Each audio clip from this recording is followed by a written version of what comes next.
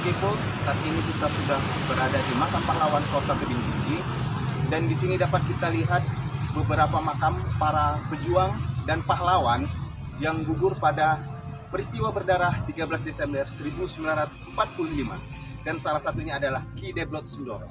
Begitu banyaknya para pejuang yang gugur pada saat 13 Desember yang tidak dikenal, mereka juga dimakamkan di makam pahlawan Kota Tebing Tinggi.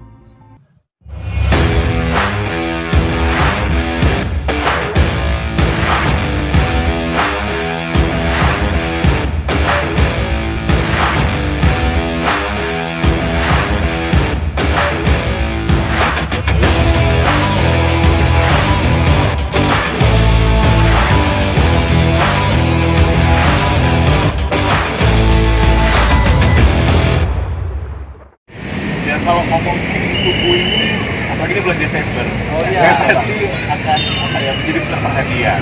Apalagi kalau dulu ya sebelum Covid lah ya, ini jadi pusat perhatian. Ya.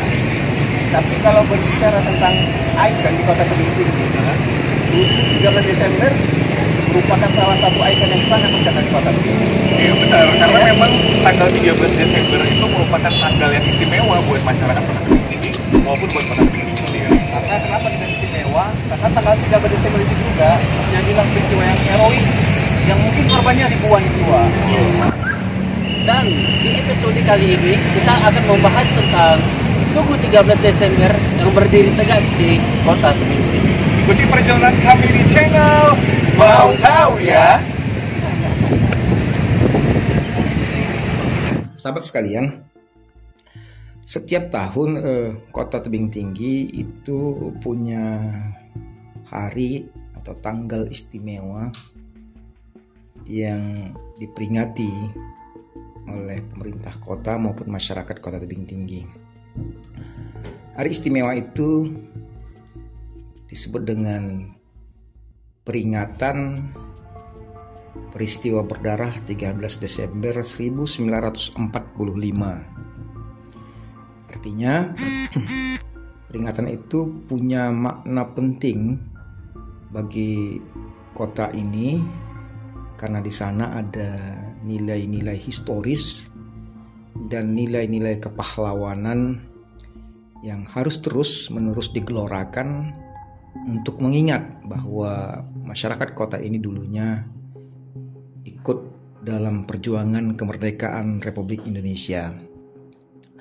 Nah, sahabat sekalian, peristiwa 13 Desember 1945 itu sendiri berdasarkan cerita atau pemaparan historisnya itu memiliki beberapa versi. Versi pertama itu adalah peristiwa di mana para pejuang di Kota Tebing Tinggi, baik dari tentara, pemuda, kemudian masyarakat, dalam rangka mempersenjatai diri untuk mempertahankan kemerdekaan dari kedatangan tentara Naika Belanda, itu meminta senjata kepada pihak Jepang yang kala itu sekitar tanggal 10 dikabarkan ada rombongan kereta api yang akan datang dari Medan menuju Kisaran. Mereka itu membawa senjata dan itu diharapkan akan bisa didapat oleh para pejuang yang ada di Tebing Tinggi. Maka pada tanggal 11 ketika kereta api itu singgah di stasiun kereta api Tebing Tinggi, maka para pejuang kemudian menahan agar kereta api itu tidak berangkat dulu dan menyerahkan senjata yang ada kepada para pejuang. Namun komando tentara Jepang yang ada di kereta api pada waktu itu enggan menyerahkan karena terikat oleh peraturan sebagai pasukan yang kalah perang di Perang Dunia Kedua. Tanggal 12 kemudian terjadi peristiwa yang alot, karena sejak pagi sampai siang hari itu terjadi perundingan yang ketat antara pimpinan pejuang di Tebing Tinggi dengan komando tentara Jepang yang ada di kereta api. Mungkin karena sudah lelah, ada salah seorang dari pejuang ini yang melakukan tindakan di luar komando. Dia menculik salah seorang pimpinan dari tentara Jepang dengan ancaman jika tidak diserahkan maka pimpinan Jepang itu akan dibunuh.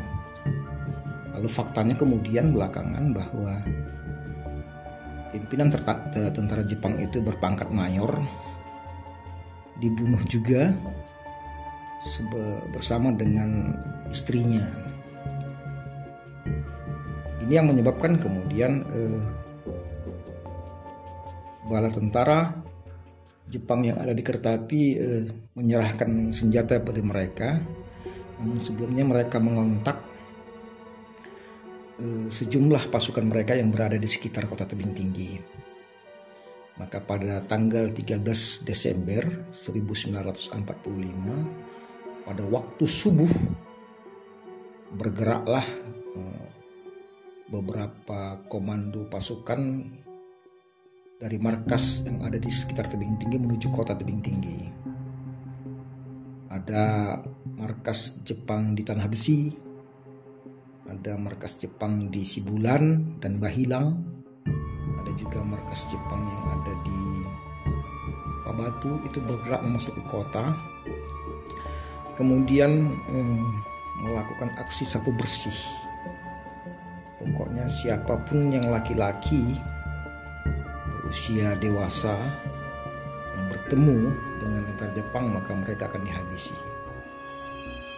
Tidak ada perlawanan sama sekali karena serangan bala tentara Jepang ke pusat kota Tebing Tinggi itu memang sama sekali tidak diketahui oleh para pejuang di Tebing Tinggi. Maka sejarah mencatat bahwa mereka yang gugur di dalam peristiwa 13 Desember itu saja mencapai lebih dari 2.000 orang.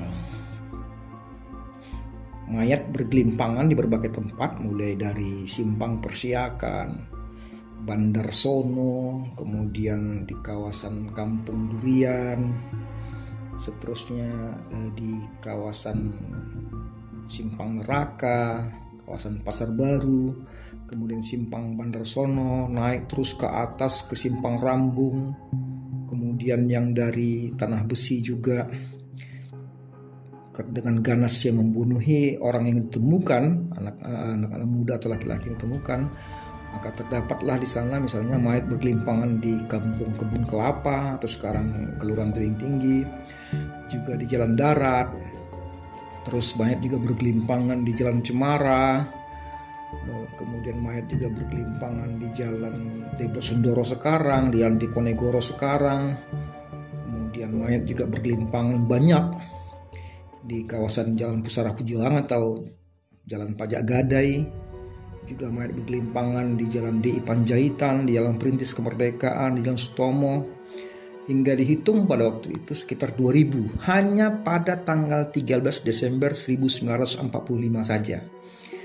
Nah, tidak sampai di situ, kemudian banyak peristiwa-peristiwa heroik yang terjadi dalam peristiwa itu, di mana misalnya para pejuang yang kebetulan tidak terkoordinasi sama sekali pada waktu itu harus melakukan pertempuran hidup atau mati masing-masing, sendiri-sendiri. Maka misalnya terkenallah heroisme Haji Ahmad Bilal di Kampung Kebun Kelapa. Beliau adalah laki-laki berusia 70 tahun, tapi ketika Jepang menyerbu rumahnya, dia melakukan perlawanan dengan pedang panjang. Kemudian dengan pedang itu dia sempat melukai beberapa tentara Jepang, namun dia ditembak sehingga kemudian gugur di dalam rumahnya. Itu peristiwa Haji Ahmad Bilal yang kemudian makamnya masih ada di Jalan Darat. Di tempat lain misalnya di gedung Onder Afdeling atau sekarang yang kita sebut dengan Gedung Juang 45, ketika tempat itu diserbu oleh tentara Belanda, ada beberapa orang yang berada di tempat itu juga melakukan perlawanan. Namun mereka umumnya tewas karena tidak memiliki senjata, dan hanya ada satu orang yang selamat di tempat itu yang bernama Amir Hamzah. Dia terkena tembakan di perutnya namun sempat ditolong kemudian. Peristiwa heroik lain juga terjadi di Jalan Pemuda Pejuang, di mana Pemuda Pejuang itu sekarang di pajak masuk di Jalan Suprapto. Itu di Jalan Pemuda Pejuang itu dulu ada seorang anak muda yang melakukan perlawanan sendiri, di mana ketika itu dia memiliki sepucuk pistol. Dengan sepucuk pistol itu dia melakukan perlawanan sambil berlari untuk menghindari kejaran dan tembakan Jepang. Namun kemudian dia terjebak di sebuah gang buntu, dan di gang buntu itulah kemudian dia melakukan pertarungan hidup mati dengan beberapa tentara Jepang. Tubuhnya bersimbah darah, ditusuk oleh bayonet, dan kemudian gugur di tempat itu.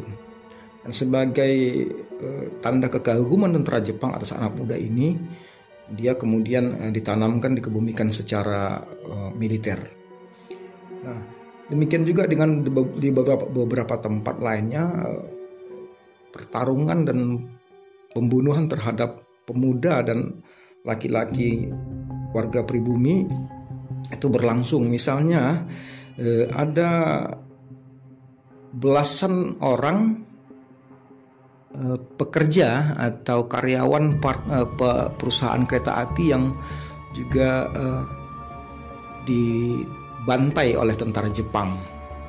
Mereka juga melakukan perlawanan, kemudian belasan orang itu dikumpulkan dan kemudian dikebumikan di pemakaman kompleks Datuk Bandar Kajung di Kelurahan Tebing Tinggi Lama.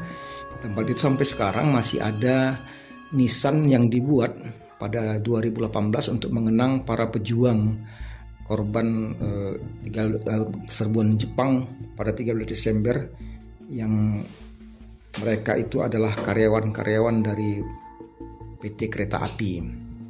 Nah, misalnya di tempat yang lain juga terjadi pertempuran yang keras, misalnya di mana di sekitar Lapangan Merdeka. Di sekitar Lapangan Merdeka itu dulu pada saat itu terjadi peperangan atau pertempuran antara tentara Jepang dengan pejuang, dan banyak diantaranya yang gugur. Kemudian mereka dikebumikan di satu tempat di ujung tanah lapang yang sekarang berada di kompleks Taman Revolusi Mental. Data yang saya peroleh itu ada 56 orang yang gugur di kawasan Lapangan Merdeka itu kemudian ditanamkan, dan terakhir pada tahun 1956 kerangka dari 56 orang pejuang itu dikumpulkan kemudian dikebumikan di bawah Tugu 13 Desember 1945 yang ada di Tanah Lapang sekarang. Jadi sebagai catatan bahwa Tugu itu sebenarnya di perut buminya menyimpan kerangka 56 pejuang. Maka sebenarnya Tugu itu adalah Tugu yang sakral. Demikian juga dengan berbagai pertempuran yang ada di sekitar kantor Gemente. Itu pada tanggal 13 Desember saja. Dan keesokan harinya pada 14 Desember terjadi lagi pertempuran berat di berbagai tempat. Yang paling heroik itu adalah pertempuran 14 Desember 1945 di Titik Gantung. Cerita ini pernah kita rilis pada beberapa waktu yang lalu. Di situ ada ribuan orang yang juga gugur sebagai pejuang dan syuhada. Di tempat-tempat yang lain kemudian banyak peristiwa yang penuh dengan semangat untuk mempertahankan kemerdekaan. Selama peristiwa itu 13, 14 sampai dengan 15 Desember tercatat bahwa ada paling tidak 5.000 orang yang gugur dan syahid dari para pejuang kemerdekaan kita dalam peristiwa itu. Nah, tentu saja hingga sekarang ada banyak jejaknya yang masih bisa kita amati. Yang pertama itu adalah jejaknya pemakaman massal di Titik Gantung, kemudian pemakaman massal di Komplek Pemakaman Datuk Bandar Kajum, kemudian pemakaman Haji Ahmad Bilal. Terus yang juga bisa diliput adalah pemakaman yang ada di Taman Makam Pahlawan atau Taman Makam Bahagia di Kampung Keling. Di sana masih bisa kita lihat bekas-bekas atau pemakaman-pemakaman yang menjadi pengingat bagi peristiwa 13 Desember 1945. Sebagai simbol perjuangan bagi peristiwa 13 Desember ini sendiri adalah banyaknya tokoh-tokoh kita yang juga gugur dalam peristiwa itu. Salah satunya adalah tokoh pendidikan Ki Deblot Sundoro yang menjadi ketua perguruan taman siswa di masa itu. Beliau juga gugur dan kemudian dikebumikan di Taman Makam Pahlawan yang ada di Kampung Keling. Satu hal yang jadi catatan kita bahwa semangat heroisme orang Tebing Tinggi pantas untuk kita catat sebagai sejarah yang menarik. Demikian. Banyak jejak-jejak sejarah pada peristiwa berdarah 13 Desember 1945 yang terjadi di kota Tebing Tinggi. Dan tepat hari ini, tanggal 13 Desember 2020, setiap tahunnya diperingati sebagai peristiwa berdarah oleh masyarakat Tebing Tinggi karena banyaknya korban jiwa yang berjatuhan hingga ribuan jiwa yang menyadarkan kita betapa pentingnya arti sebuah perjuangan. Semangat heroisme para pejuang 13 Desember 1945 diabadikan dengan dibangunnya Tugu 13 Desember yang berdiri kokoh di pusat kota Tebing Tinggi. Mari untuk selalu mengingat sejarah dan jangan pernah lupakan sejarah karena kami akan selalu ada untuk sejarah kota Tebing Tinggi. Jangan lupa like, comment, share, dan subscribe. Dan tonton terus channel Mau Tahu Ya.